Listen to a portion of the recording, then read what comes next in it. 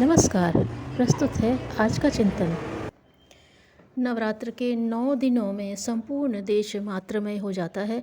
श्रद्धा, भक्ति एवं विश्वास रूपिणी माँ को सभी भूतों, प्राणियों, चर अचर सभी में अनुभव कर मन अनायास पवित्रता से भर जाता है। माँ की उपासना से हमारी आत्मा को ढकने ढांपने वाला कुहासा कुछ कुछ ही सही हटता तो है। नवरात्र के पर्व की खासियत यही है कि समग्र भारतीय मन समेकित रूप से माँ के द्वार दरबार पर आ खड़ा होता है। माँ को केंद्र में रखकर नवरात्र के उत्सव का उल्लास छा जाता है। गली गली में मेला जुड़ता है। इन मेलों का भी अपना एक खास कोमल मन होता है। मानव मन में समाई भाव संवेदना की अभिव्यक्ति होता है मेला और मिलन। हमारे देश के मनीषियों ने चिताया है कि अलग अलग आयु, लिंग और योग्यता के लोग मेले में मिलते हैं, तो वे गिने जाने के लिए नहीं, अपनी किसी तोल भाव के लिए नहीं, अलग से पहचान के लिए नहीं, वे भाव रूप में एक होने के लिए होते हैं। सबकी अलग अलग मनौतियाँ होती हैं, सब अलग अलग आए होते हैं, लेकिन माँ के द्वार पर सबका मिलन मेला महान मांगल्यमय होता है। विषम होते हुए भी सब एक क्षण के लिए सम हो जाते हैं। हम असंख्य इच्छाओं की पूर्ति की अछोर कल्पवल्ली हैं, लेकिन हमारी ये सभी इच्छाएं माँ से जुड़कर ही पूर्ण होती हैं। जब हम अपने अंतर का सब कुछ माँ के चरणों में निछावर कर देते हैं और एक आंतरिक शून्यता की अनुभूति पाते हैं, तो माँ बरबस ही इस शून्यता को पूर्णता भर देती हैं। हमारी जननी का माँ होना ही हमारे लिए और सृष्टि के लिए विशिष्ट बात है। जन्म देना और जन्म लेना एक भौतिक एवं प्राकृतिक बात है, पर उसका अच्छा या बुरा होना, मंगलमय या अमंगलपूर्ण होना हमारी और प्रकृति की प्रवृत्ति, संकल्प और संस्कार पर निर्भर है। नारी जननी क्यों बनी? धरती पर अंकुर क्यों उगा? यदि वह ऊटपटांग ढंग से उगा होता तो जंगली होगा, और यदि किसी माली ने जतन से उगाया होगा तो उपवन और उद्यान की महक के लिए होगा। यही क्रम है सृष्टि का, यही सार है मनुष्य के जन्मने और जीने का। यही है जननी के माँ होने का पुण्य प्रताप। नवरात्र के 9 दिन इसी अनादि की आदि माँ की पहचान करने के लिए है। अपवाद की बात छोड़ दें तो प्रायः किसी को यह सच्ची पहचान मिल नहीं पाई। हम माँ के द्वार दरबार में आते हैं, घर की पूजा वेदी के ऊपर रखे माँ के चित्र के सामने माथा नवाते हैं, पर हृदय नहीं उड़ेलते, आंतरिक शून्यता की अनुभूति नहीं कर पाते, और शून्यता के बिना माँ पूर्णता दे भी तो कैसे। हम दिखावे के लिए माँ की आरती उतारते हैं, पर दरअसल हम अपना आरत दुख माँ के माथे मढ़ते हैं। भूखे रहकर मरते हैं, कीर्तन करके मरते हैं, जप करके मरते हैं, उसकी पूजा करने का धोखा देकर मरते हैं, जैसे माँ नहीं अपनी दुख पीड़ा फेंकने का कोई कूड़ा घर हो। भला यह कैसी पूजा जिसमें श्रद्धा कम, लोभ और भय अधिक समाया रहता है। तनिक निहारें तो सही अपने अंतर्मन को कि नवरात्र के ये 9 दिन हमारी श्रद्धा के हैं या स्वार्थ के, प्रार्थना के हैं या अथवा फिर कामना के।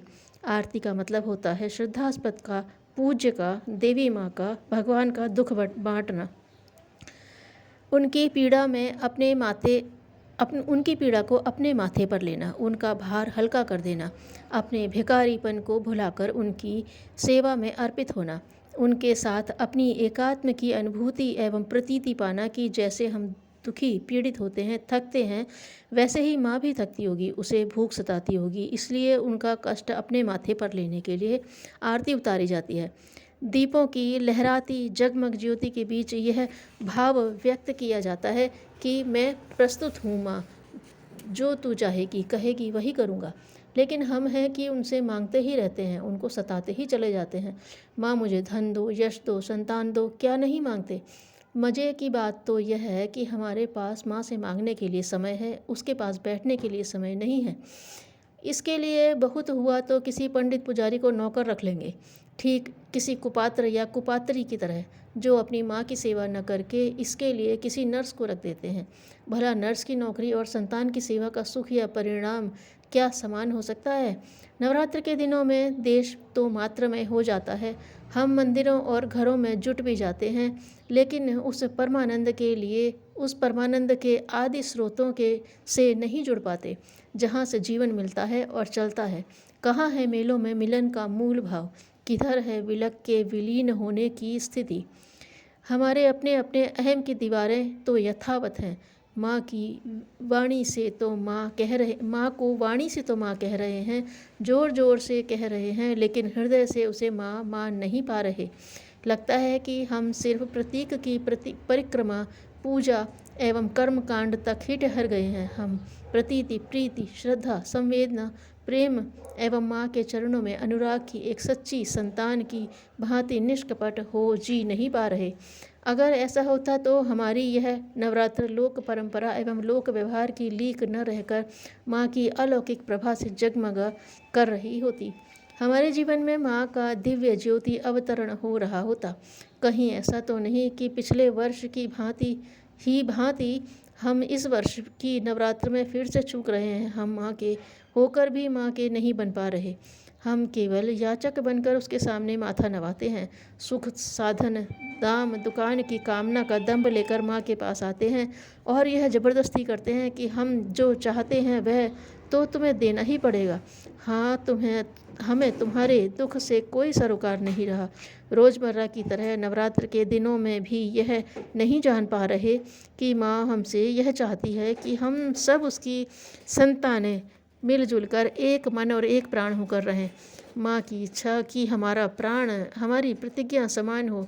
माँ की चाहत है कि वह जिस सृष्टि और जिस ब्रह्मांड की मंगलमयी अधिष्ठात्री देवी है, उसका किसी भी तरह अमंगल न हो।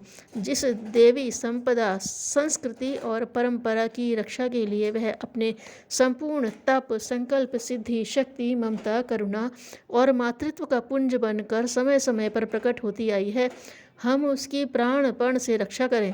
नवरात्र अनुष्ठान के साथ यदि हम इस महासत्य के लिए संकल्पित नहीं हैं तो हमारा अनुष्ठान अधूरा है और विडंबना यही है कि बहुसंख्यक जनों की स्थिति ऐसी ही है। निजी स्वार्थ में वे सर्वभूत हिते रतः का बीज मंत्र या मात्र मंत्र भूल गए हैं।